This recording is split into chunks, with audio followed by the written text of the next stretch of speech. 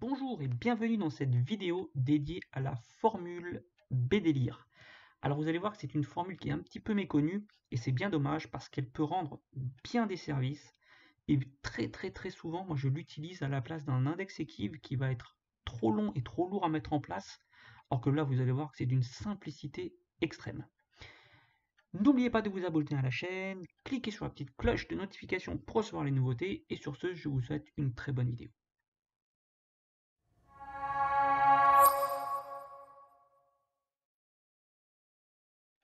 Alors, la formule BDLIR, c'est quoi? C'est une formule qui va vous permettre, dans un tableau comme celui-ci, d'aller rechercher des informations sur la gauche. Vous êtes bien au courant que la recherche V ne le permet pas.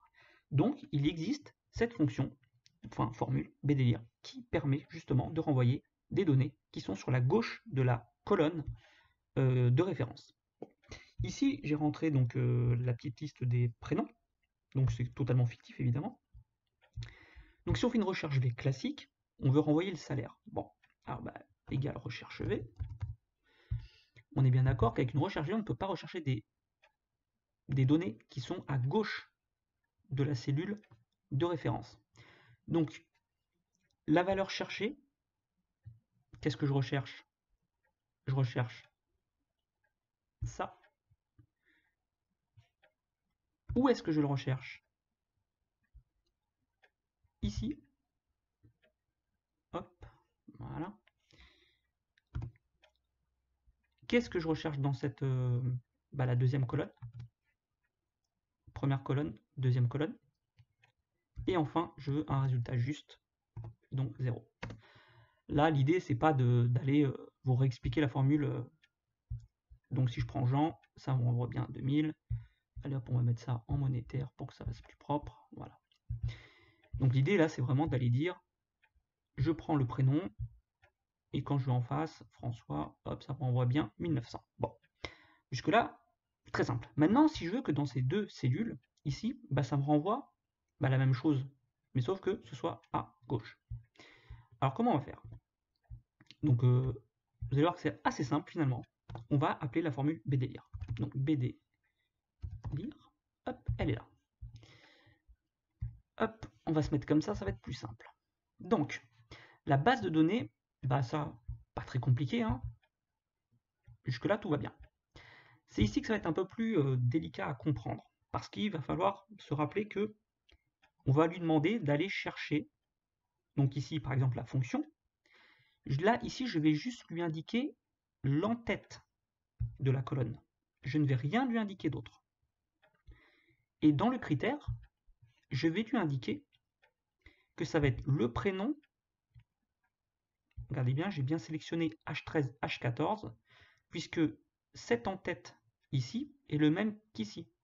Donc lui, qu'est-ce qu'il va aller faire? Il va aller chercher dans cette colonne-là, donc ici, la fonction correspondante. Donc je fais OK. Alors là, évidemment, comme j'ai rien, si je mets, allez, on va mettre Nathalie, elle est juriste à 2200 €. Voilà. Donc en fait, qu'est-ce qu'il a fait? Il a été chercher l'équivalent, mais à gauche. Pas besoin d'un index Equiv. Vous avez vu que c'est assez simple à mettre en place. On va faire la même chose ici. On va faire égal BDLIR, parce que vous allez voir qu'il peut très bien lire deux colonnes plus loin. Aucun souci là-dessus. On y va. Donc le champ, c'est toujours base de données, hop, tout ça. Le champ de recherche, je veux que tu me donnes le service. Et le critère, c'est prénom ici. Les deux. Alors ici, le critère, c'est forcément... Oups, pardon. Là, j'en étais à... donc service. Il ne faut pas sélectionner toute la colonne. Hein, c'est juste l'entête de colonne. Et ici, dans le critère, voilà. Là, on prend les deux. Alors pourquoi on prend les deux? Ici, il ne faut pas juste indiquer seulement la cellule qui contient le prénom. Il faut lui indiquer également l'entête qui correspond à la colonne.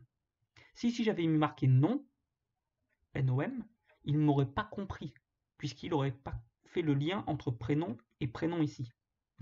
Là, il est important de lui nommer l'entête qui correspond à la colonne de recherche du prénom.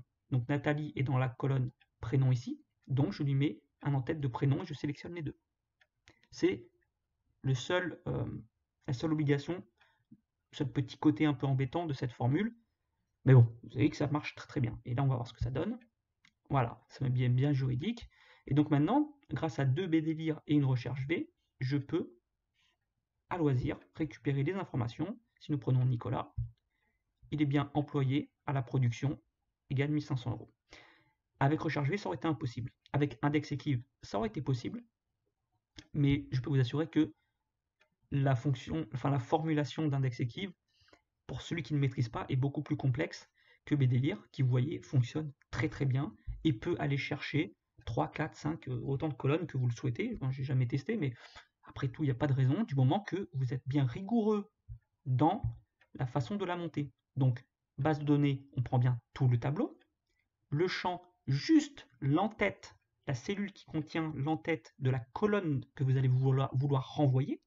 Donc là, on voulait renvoyer, ici, c'était la fonction. Donc là, je vais renvoyer sa fonction, je prends juste l'entête. Donc là, il va aller chercher là-dedans.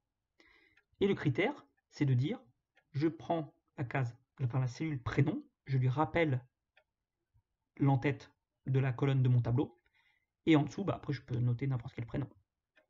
Et donc, ça permet, donc c'est toujours un champ ici, c'est forcément un champ, donc 2 cellules, une entête, un entête, plus le prénom, enfin, ce que vous avez en dessous. Ici, le champ, alors c'est ça qui est un petit peu, en fait, traître. C'est qu'en fait, quand on parle de champ, on ne parle pas d'un champ complet, on parle juste d'une cellule. Et c'est ça, moi, au début, que j'avais un peu de mal avec ça. Voilà, c'est pas une plage de cellules, en fait, c'est juste l'étiquette de la colonne. Alors, vous pouvez soit mettre l'étiquette de la colonne entre guillemets, soit cliquer dessus, soit marquer 1. J'aurais pu marquer que c'est la colonne numéro 1. Ça serait revenu au même. Maintenant, là, on fait les fonctions, colonne numéro 2. Voilà. C'est la même chose. C'est la deuxième colonne, ça revient au même. Voilà, il prend les deux en fait. Vous voyez, on allège encore même, c'est encore plus lisible, plus simple. Encore en termes de lisibilité, puisque de toute façon c'est un peu le même système que recherche V. On va également lui proposer d'aller chercher dans la deuxième colonne. Voilà. Et BDLIR, bien sûr, peut aussi lire à droite. Donc ici, on peut très bien se dire, eh ben, on va remplacer recherche V par BDLIR. Vous allez voir. Donc je supprime la formule, je marque BDLIR. Hop, elle est là. Je vais l'ouvrir. La base de données, c'est toujours la même. Ça n'a pas changé. Le champ, eh ben, c'est salaire. Et le critère, prénom et nom. Et je fais entrer. Et ça me fait que des fonctions, enfin que des formules BDLIR qui fonctionnent parfaitement bien. On va aller chercher Liliane, admettons. Voilà, direction, directeur, 5000 €. Voilà, ça marche tout seul. Pas compliqué, simple à mettre en place, comme une recherche V finalement. Mais on peut faire des recherches à droite, à gauche. Et pour moi, honnêtement, je préfère largement mettre ça en place qu'un index Equiv qui, si quelqu'un arrive derrière pour comprendre un truc, oh là là, là au moins, vous avez vu, c'est assez simple à mettre en place. Donc profitez-en, utilisez-la parce que franchement, vous allez voir que parfois, quand vous êtes, oh là là, index Equiv, oh, attends, comment on fait déjà, machin, là vous allez voir, c'est hyper simple une fois que vous avez compris le fonctionnement. J'espère que ça vous a plu. Sur ce, je vous souhaite de passer une bonne journée avec cette petite formule BDLIR. À bientôt.